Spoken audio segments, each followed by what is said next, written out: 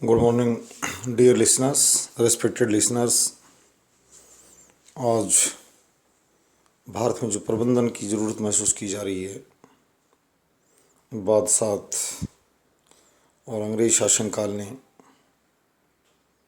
वीर विद्वान और सिद्धांतवादी लोगों को,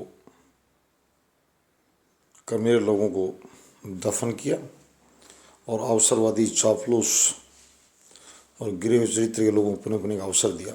वो एक काल था और वो काल भारतीय लोकतंत्र के आगमन के साथ ही समाप्त नहीं हुआ। नेहरू और जिन्ना, जिनकी बेटियों की सोच अंतर धार्मिक शादी करने तक थी, उन्होंने भी इस महान हिंदुस्तान को धर्म की आग में झोंकने दिया। बहुत बुरा किया यहाँ के नेतृत्व ने और इस विश्व की महानतम शक्ति को कमज़ोर करने का कार्य हुआ विभाजन के रूप में और उसके बाद मारकाट के रूप में। अनेक भारतीय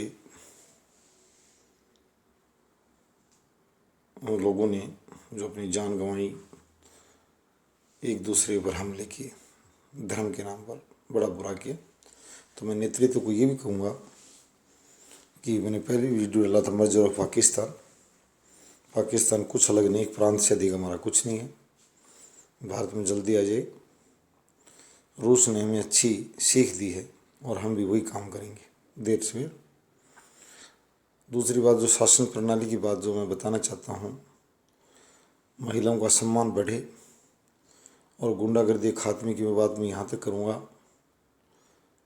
कि गुंडागर्दी एक चोर और आवारा ही नहीं होता। गुंडे अधिकारी और नेता बैठे जिनको दफन किया जाना बनता है।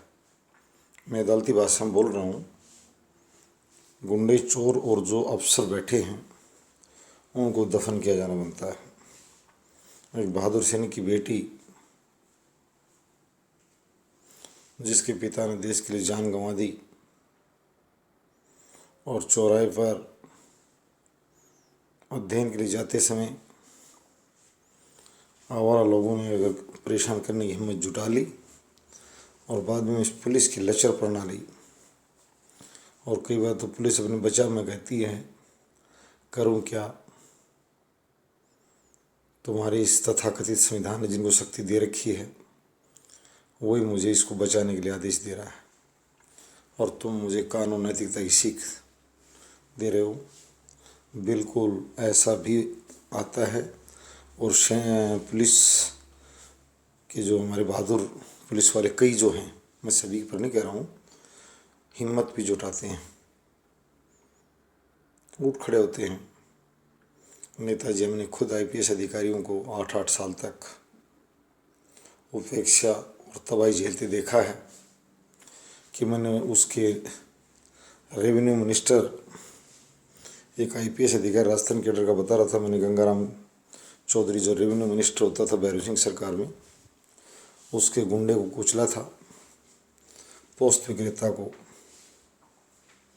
मेरी नौकरी को तबाह करने का प्रयास किया गया। डीजीपी को साथ लेकर रोज़ डीजीपी पंजाब, डीजीपी झारखंड की कल सुनवाई चल रही थी। मैं इनको कहूँगा कि वर्दी पर दाग न लगाएं,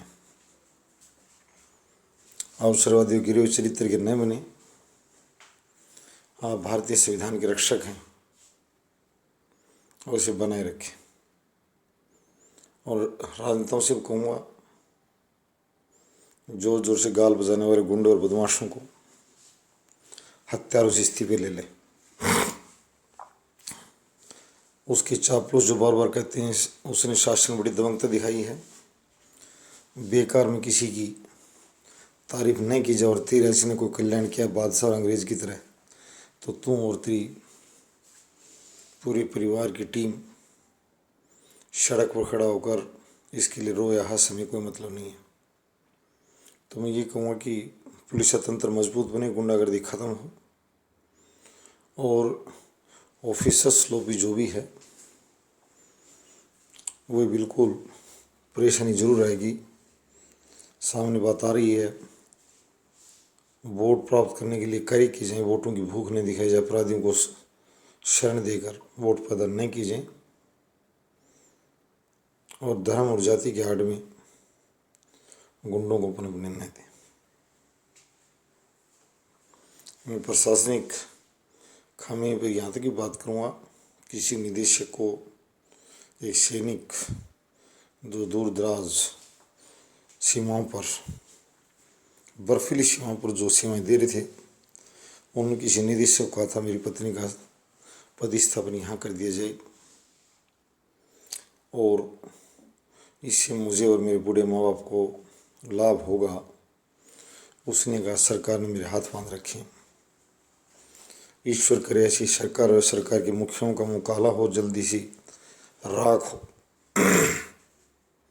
जो निदेशक कह रहा है कि उस बहादुर सैनिक की पत्नी को पोस्टिंग तक देने की अगर शक्ति और सरकार अगर समझ नहीं दिखाती है तो ऐसी सरकारों की जो लोकतांत्रिक तरीके से चुनी गई जरूरत नहीं है।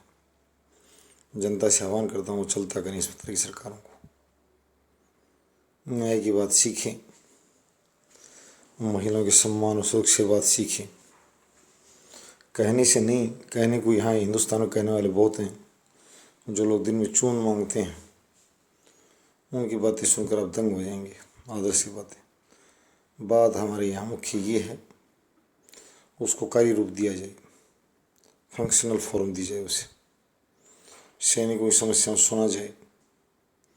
उपायुक्त स्तर के अधिकारी तल्लीनता दिखाएं उन्हें बहादुर बेटों के साथ, भारत माँ के रक्षकों के साथ।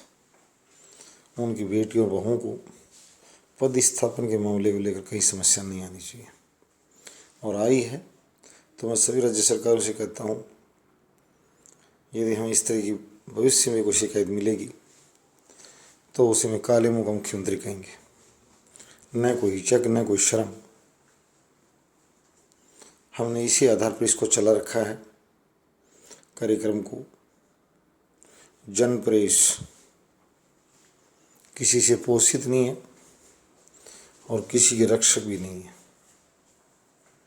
जन पोषक, जनता के मुद्दे उठाएंगे। हमें अच्छा बुरा कहने मैंने पहले कहा, जिन्ना और नेहरू तत्कालीन जो दोनों की जो नीतियां थी भारतीय विभाजन की नींव रखी, और मुझे दुख है उनके दामाद भी अंतर्धार्मिक थे।